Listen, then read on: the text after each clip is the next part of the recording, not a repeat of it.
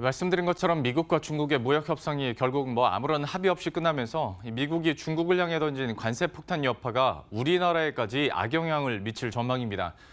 수출 규모가 1조 원 정도 감소할 전망인데요. 특히 전자, 화학, 철강 등의 비상이 걸렸습니다. 자세한 이야기 취재 기자 연결해서 알아보도록 하죠. 조은하 기자, 먼저 미중 무역 협상의 현재 상황부터 한번 짚어주시죠. 네, 현지 시간 9일부터 10일까지 워싱턴 DC에서 이뤄졌던 무역 협상이 아무런 성과 없이 끝나면서 현재 상황은 말 그대로 안개 속입니다. 게다가 미국은 추가 관세까지 예고했습니다. 이미 미국은 협상 중이었던 10일 0시 1분부터 2천억 달러어치의 중국 제품에 대한 관세를 10%에서 25%로 올렸는데 여기에 더해 나머지 중국 제품 3,250억 달러어치에도 25% 관세를 부과하겠다는 겁니다. 이에 대해 중국이 보복 조치를 하겠다고 발표하며 갈등의 골은 더욱 깊어졌습니다.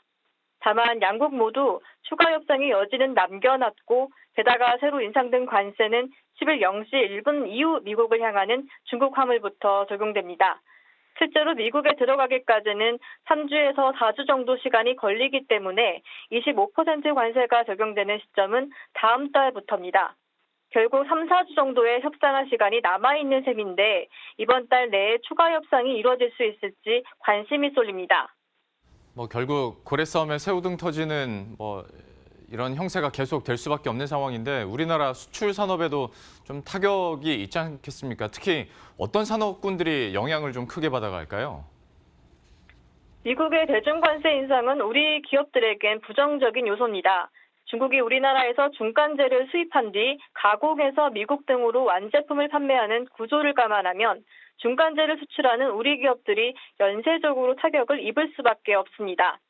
한국무역협회에 따르면 지난해 우리나라 전체 수출액 중 중국 비중은 26.8% 정도입니다. 특히 이 중에 79%가 중간재에 해당되는데 대중 수출 중에 가공무역 비중이 높은 전자부품이나 철강부품, 화학제품 등의 영향이 클 것으로 보입니다. 이를 감안하면 미국이 중국산 수입품 2천억 달러에 대한 관세를 10%에서 25%로 인상했을 때 우리나라의 세계 수출은 총 0.14% 감소할 전망입니다. 금액으로 따지면 약 8억 7천만 달러, 우리 돈으로 환산하면 1조 원 정도가 줄어든다는 얘기입니다.